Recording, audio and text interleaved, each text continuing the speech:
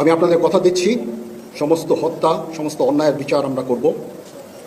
আপনারা সেনাবাহিনীর প্রতি আস্থা রাখেন, সশস্ত্র বাহিনীর প্রতি আস্থা রাখেন। Do understand and they are taking the decision. Let's have respect onto them. এই ধরনের কথা বলবেন না। হ্যাঁ, আমাদের কিন্তু we have the magistracy power. Please. আমার মনে হয়েছে যে তার মধ্যে আমার মায়ের চেহারাটা আমি কিছুটা দেখতে পেয়েছি। শেখ হাসিনাকে দেশ থেকে তাড়িয়ে এবার নিজের ভুল বুঝতে পারলেন বিপিনুর। বিপিনুর বলেন, জায়গা আমি মা ডেকেছি, তার দুঃসময়ে তার পাশে থাকবো না, এটা অসম্ভব। এবারে গণমাধ্যমে এসে এমনটাই বললেন গণ অধিকার পরিষদের সভাপতি বিপিনুর। এছাড়াও বাংলাদেশের জাতীয় গোয়েন্দা সংস্থা NSI এর তথ্য অনুযায়ী শেখ হাসিনার সঙ্গে যোগাযোগ রয়েছে বিপিনুরের। মাননীয় প্রধানমন্ত্রী বঙ্গবন্ধু শেখ হাসিনা ইনশাল্লাহ খুব শীঘ্রই ইনশাল্লাহ দেশে ফিরবেন, প্রধানমন্ত্রী হিসেবে ইনশাল্লাহ বাংলাদেশের মাটিতে। দর্শক, এই মাত্র পাওয়া কিছু গুরুত্বপূর্ণ আপডেট নিউজ নিয়ে আপনাদের মাঝে হাজির হয়েছে। যে ভিডিওগুলো সামাজিক যোগাযোগ মাধ্যমে ব্যাপকভাবে ভাইরাল হয়েছে, নেট দুনিয়া তোলপাড় সৃষ্টি করে দিয়েছেন, নেট দুনিয়ায় ঝড়ের গতিতে ভাইরাল হচ্ছে, এরকম নেট কাঁপানো কিছু টপিক আজকে আপনাদেরকে এই ভিডিওর মাধ্যমে দেখাবো। দর্শক, ভিডিওর মাধ্যমে আপনারা দেখতে পারবেন বাংলাদেশের রাজনৈতিক প্রেক্ষাপটের সর্বশেষ আপডেট, যে ভিডিওগুলো দেখলে আপনি রীতিমতো চমকে যেতে বাধ্য হবেন। দর্শক, বাংলাদেশে এই নির্বাচনকে কেন্দ্র করে এবং সাবেক প্রধানমন্ত্রী এবং ইউনূসকে কেন্দ্র করে কি কি হতে যাচ্ছে বাংলাদেশে, যা দেখলে আপনি অবাক হতে বাধ্য হবেন।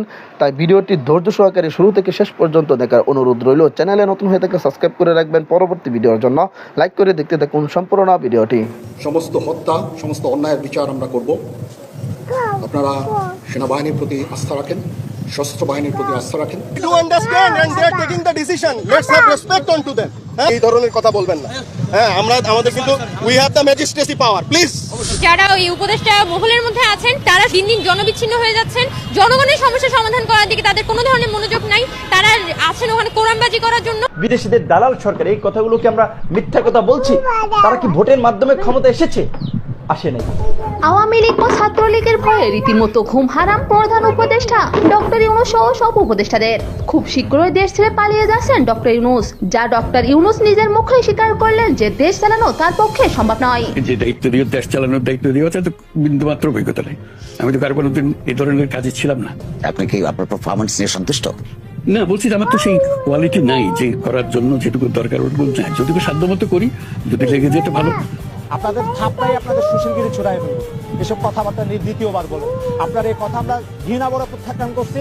আপনি এই কথার জন্য বাংলাদেশের যে আপমর জনতার কাছে ক্ষমা চাইবেন, তাহলে আপনার বিরুদ্ধে আপমর জনতা ব্যবস্থা গ্রহণ করতে বাধ্য হবে।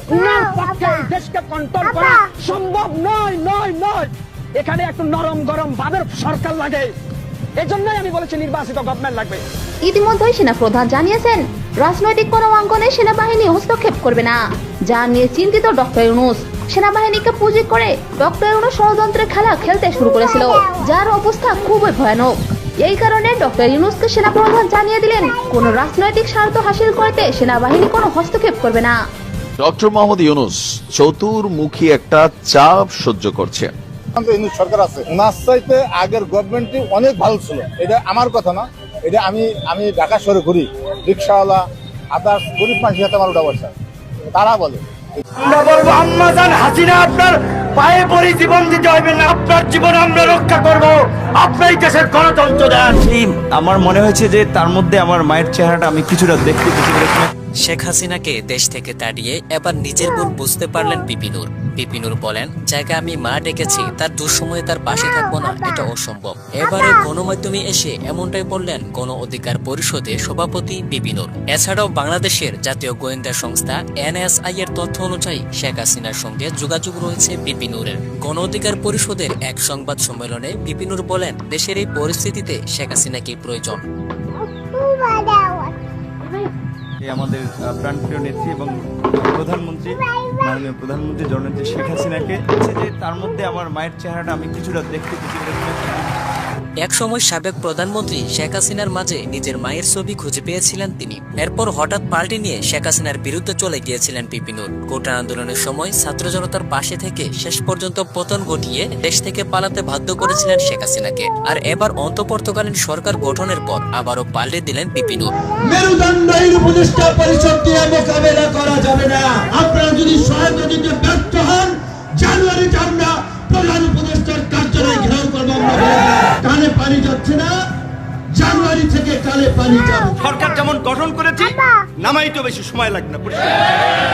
কথা শুনবেন না, 1 মাস পরে সরকার পতন আন্দোলন শুরু করবে।